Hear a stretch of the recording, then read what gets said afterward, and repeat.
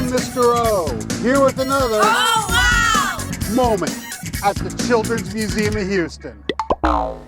With all the ways to communicate today, whether it's texting, email, voicemail, video conferencing, or social media, there's still nothing that really beats a greeting card.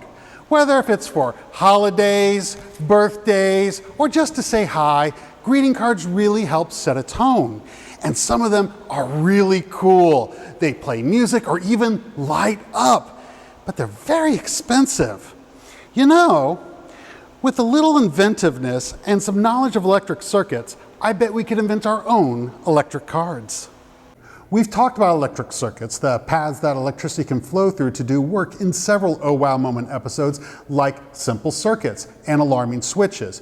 But just as a quick reminder, there are four main parts to any electric circuit. First is the source of the electricity, like a battery. Next is the load, or what the electricity is acting on, like this light bulb. Third is the path that the electricity flows through, like wires.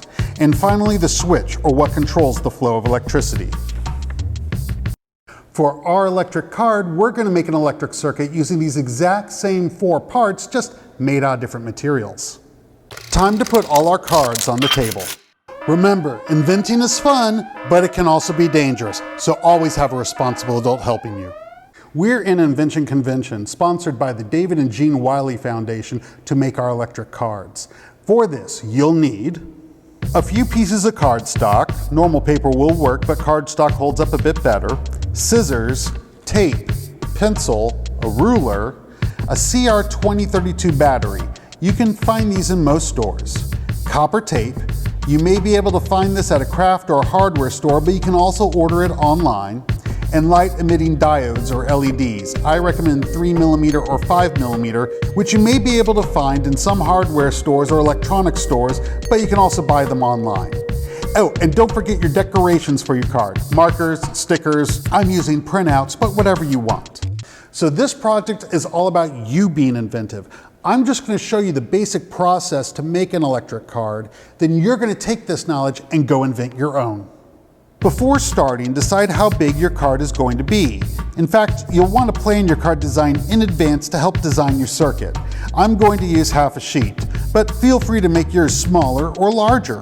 Remember, you can always tape a cover on, assuming you even want one. First step is to plan your circuit. Start with the circuit source, the battery. I like to place the battery in the lower right corner like this, about ½ an inch from each side. Now trace that location with a pencil to remember it. Next, we need to mark the location of the LED lights. To do this, it will help to already have the decorations made, or at least the outline of it, and where you want the LEDs to go. I've got this congrats with 3 balloons that I'm going to place on top of the LEDs so they glow. I've made a small hole in each of the balloons so I can mark the spot on the card like so. To properly plan my circuit, I need to know how big the LEDs are, then mark that area. When bent open, the LEDs I'm using are about 1 inch wide. I'm going to use a compass to draw a 1-inch circle around each dot, but you can also use a water bottle cap. It's about 1 inch. Using the pencil, lightly draw 2 lines coming off the battery's circle. The first will come off the top and go across one edge of each of the circles. The second will come off the left side and cross the opposite edge of each circle. Do your best to make sure your 2 paths do not cross. I'll show you a trick later on how to get around that if you absolutely need to, but in general, try to avoid it. Time to put in the first leg of the path. This will be the negative path. Start in the center of the battery circle, then follow along the line that goes up. Go back and smooth it out with a fingernail. You want one single unbroken path. Remember, electricity can only flow along the copper. So if there's a break in your path, the electricity cannot flow and your card won't work. Next, tape down the battery by its edges. Make sure that the positive sign, the plus sign, is facing up. That will be important when we add the LEDs. Do not have any tape in the middle. The next step is to cut out the switch, or more specifically in this case, a push button. On a separate piece of cardstock, measure out a 1¼ inch by 3/4 inch rectangle and then cut it out. Place the piece of cardstock down so it forms a bit of a dome over the button. Let go of the right side and tape down the left side only. We're ready to tape down the second path, the positive path. starting at least halfway on the bottom of the cardstock button, go along the bottom of the button, flip it over, then tape along the top. Continue along the path you drew, making sure there aren't any breaks along it. Smooth it out as well. Reform the dome shape with the push button cardstock and tape down the other side. When you press, the copper tape on the underside should touch the top of the battery. Now we're ready to install the LEDs. We've talked about LEDs before in the emitting light episode. There are two important things to remember. First, LEDs are like one-way road for electricity, so you'll need to make sure to orient them correctly. The longer wire always needs to be on the positive path, otherwise electricity won't flow through it. Second, not all colors of LEDs work together. Similar colors usually work together, and some combinations work together, but mixing colors can cause some of the LEDs to stop working properly. So always make sure to test the combination of LEDs in advance to make sure they work. Again, when putting on your LEDs, always make sure the longer wire is on the positive path. Remember, that's the one that connects to the push button. Hold the LED in place and press the button to test it to make sure that it works. Then tape it down and do a final test. Repeat the same process for all the other LEDs in your circuit. Let's review that circuit we just made. First, we have our source, the battery. When we press the button, our switch, electricity flows along the path, the copper tape.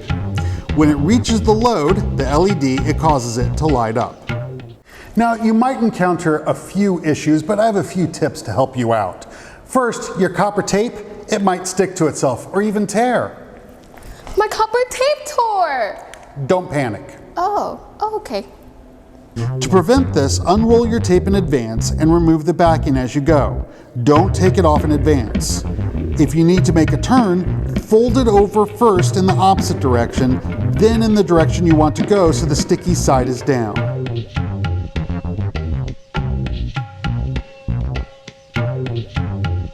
What if it already tore? Right. If you have a tear, you can't just start on top of the torn piece.